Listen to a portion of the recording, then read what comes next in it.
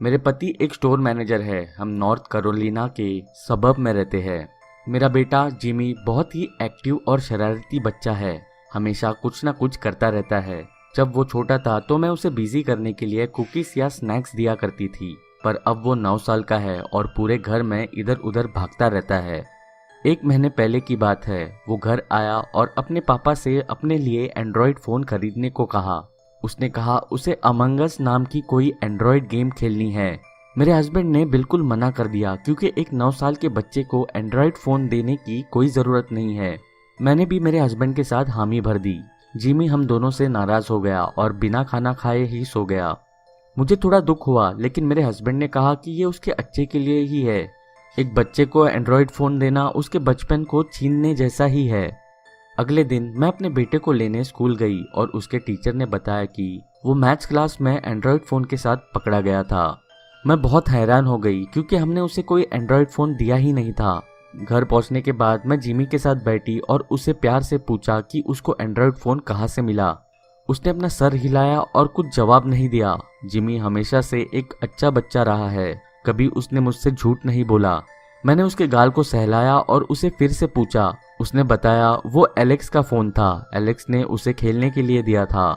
मैंने तुरंत एलेक्स की मम्मी को फोन किया और कहा कि अपने बेटे को इतने महंगे सामान के साथ स्कूल ना भेजा करे। वो हैरान रह गई और कहा कि वो एलेक्स पर नजर रखेगी कि वो ये सब चीजें स्कूल ना लेके जाए। फिर मैंने जिमी को एक आइसक्रीम का बाउल दिया और कहा कि अगर वो अच्छा बच्चा बन के रहने का प्रॉमिस करे और अपना होमवर्क टाइम पे फिनिश करे तो मैं अपने फोन में उसे गेम्स खेलने दूंगी। जिमी ने खुशी से मुझे गले लगा लिया और बात मानने का प्रॉमिस किया। मैंने अपने हस्बैंड को इस इंसिडेंट के बारे में नहीं बताया क्योंकि मैंने खुद ही संभाल लिया था। मैंने सोचा कि अगर एक 9 साल का बच्चा कुछ देर गेम्स भी खेल ले तो किसका क्या जाएगा और मैं अपने काम पर भी आराम से ध्यान दे पाऊंगी। आजकल के बच्चे बहुत तेज है, हमारे ज़माने जैसे नहीं। मुझे उसके चेहरे पे एक खुशी दिखती जब वो फ़ोन पर वीडियो गेम्स खेलता था, पर मुझे नहीं पता था कि ये सब मेरे और जिमी के जान पे बन आएगा। रविवार दोपहर का टाइम था। मैं टीवी देखते देखते पॉच पर ही सो गई।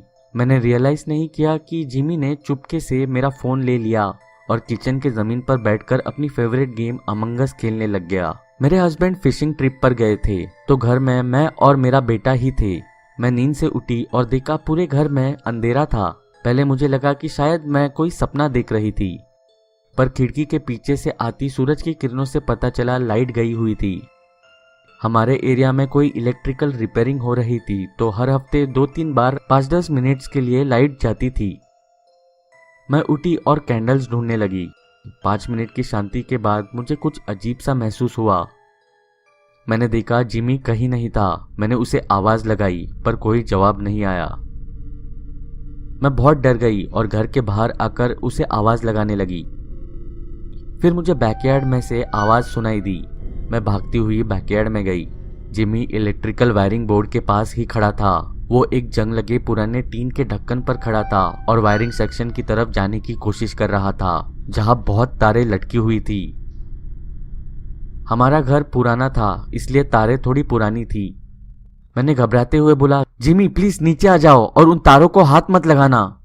पर मेरे भोले बेटे जिमी ने कहा, देखो मामा, मैं अभी लाइट ठीक कर दूंगा जैसे मेरी टीम के प्लेयर्स अमंग अस में करते हैं। मेरा दिल तेजी से धड़कने लगा। मुझे पता था कि अगर जिमी उन तारों को पकड़ रखेगा तो कोई बहुत बड़ा हादसा हो सकता है। वो मुझसे 15 कदम की दूरी पे था।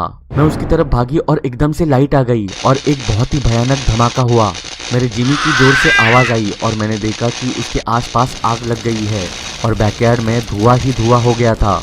इंसान के जलने से धुआं बहुत ज्यादा हो गया था। मुझसे सांस नहीं ली जा रही थी। मैं कुछ नहीं कर पा रही थी। ऐसे लग रहा था जैसे पूरा आसमान मेरे सर पर गिर गया हो।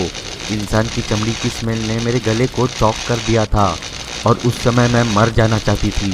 मेरे इकलौते बेटे को मेरे सामने जलता देख मैं जोर से चिल्लाई और कुछ समय बाद मैं वहीं पर बेहोश होकर गिर गई।